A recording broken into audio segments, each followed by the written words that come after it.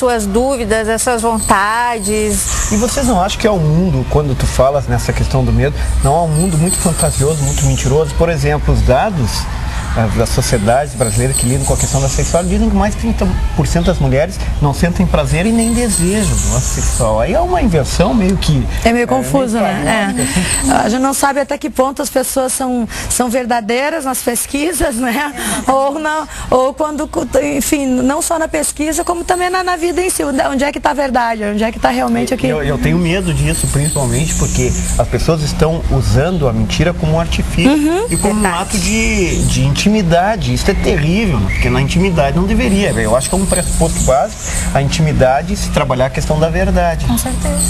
Camila, há nessa tua percepção uma ideia também, uma certa insistência de erotização, assim, que é preciso ser extremamente erótico, mas não erótico saudável, como é a própria palavra em grego, eros, né? Aquele amor erótico que é inteligente, que conquista, que traz o lado mais bonito do masculino e do feminino, mas há uma certa erotização banalizada? Com certeza, talvez até por uma exigência do nosso modo atual de vida.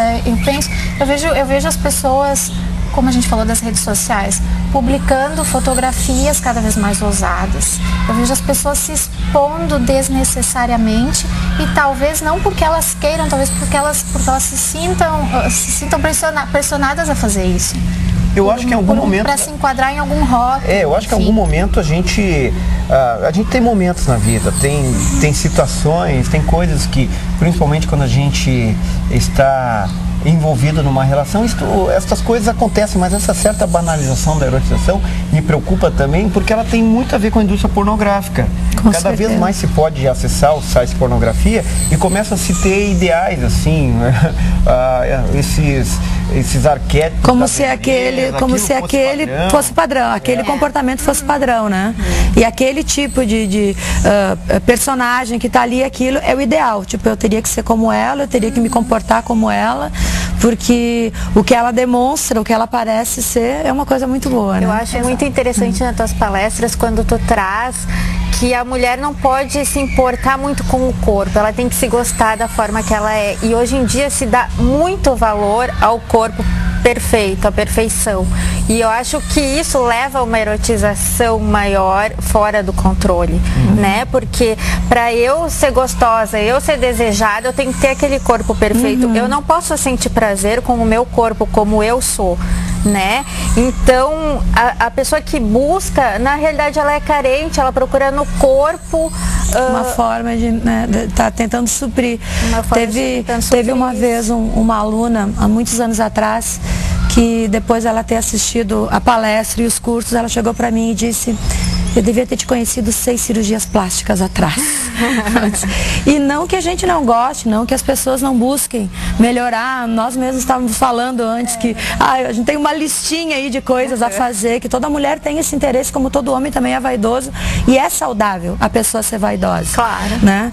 É legal a gente se cuidar, é legal a gente querer estar melhor, enfim.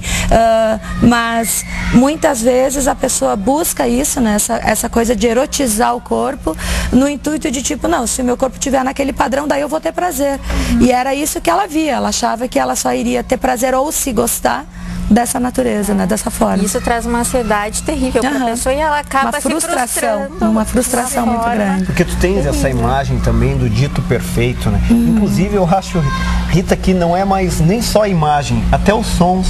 Os gritos, absolutamente. Sim, né? Começa a se tornar meio que normativo e dentro de algo provavelmente impossível para muitos. Pois é, às vezes as mulheres chegam, mas olha que tu vê ali, olha só naquele filme, olha como elas fazem, né? Eu digo, aquilo deve ser muito bom, eu não sinto nada disso, eu nunca cheguei a esse ponto. Eu digo, olha, provavelmente a atriz também não, mas ela desempenhou muito bem o papel dela ali, né? Porque tem essa coisa muito de fantasiar, né? De supervalorizar.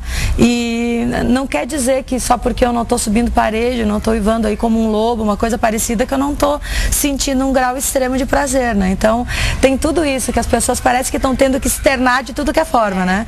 É no visual, é através do lado auditivo, enfim, tá usando tudo que é recurso. Voltando um pouco para a história, o Foucault já dizia que a sexualidade era um dispositivo histórico, onde o social inventava isso. Claro. Até os sexólogos, eles ajudam essa invenção. Ajudam, né? Nessa invenção.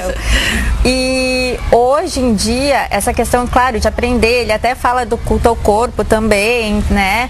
De uma forma saudável, né? Mas hoje em dia, desde a infância, já é muito abusivo essa sexualidade, né? Essa erotização. E os pais ficam sem saber o que fazer e querem proibir tudo. E proibindo, eles acabam fazendo as crianças, os adolescentes, indo em busca de alguma forma sigilosa, proibida, vendo aquilo como se fosse um erro, um pecado, né? E procurando de formas erradas essa sexualidade, esse prazer, esse se gostar, esse sentir-se bem, né? Poder se mostrar de uma forma. Sabe que falaste no Michel Foucault, me lembro, desde cedo ele já teve problema. O pai queria que ele fizesse medicina, né? O pai era médico. E ele teve que lidar com. Ele sofre um preconceito danado por causa da sua condição sexual.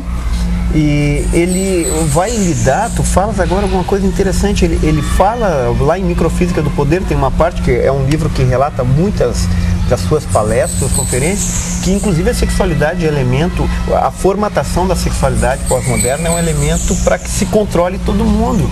Tu acaba tornando aquilo massivo, todo mundo faz do mesmo jeito, todo mundo fica extremamente com dificuldade de ser autêntico, e tu padroniza uma sociedade que se torna burra. E a gente vai ter que tocar nesse assunto logo depois do intervalo, sobre a questão da massificação na sexualidade. A gente volta daqui a pouco, até mais. Pronto, passou uma parte. Até mais. Vamos nessa? Voltamos com o programa Opinião Clínica Dr. Wilson Davis, falando hoje sobre sexualidade com Rita Rostirola, que é sexóloga conhecida, colunista, a Lana Pave, que é psicóloga, e a advogada Camila Hausmann.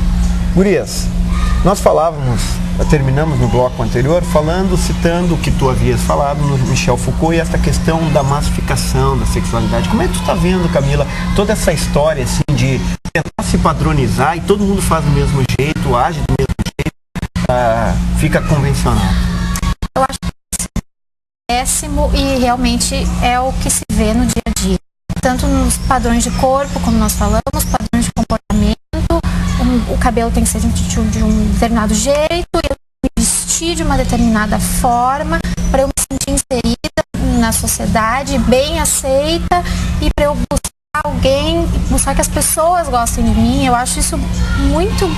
Para mim não tem como viver assim. Para mim não tem como, mas é o que se vê mesmo. Rita, como tá vendo essa questão? Antes eu queria ter dito e acabei, mas cabe bem agora nessa questão da massificação, o também ficar agindo, enrolando, passando um dia após o outro da mesma forma, sem inventar, sem criar, sem procurar se abrir, é uma massificação de uma sociedade também retardada e parada, né? A rotina, em qualquer campo, ela não acrescenta. Chega um determinado momento que a pessoa, se ela não criar, ela acaba atrofiando, né? E isso vai em todos, eu digo assim, não vou levar só para a rotina sexual, não é só nesse campo, é em todos, né? Se eu vou ter que ter uma rotina visual, tipo,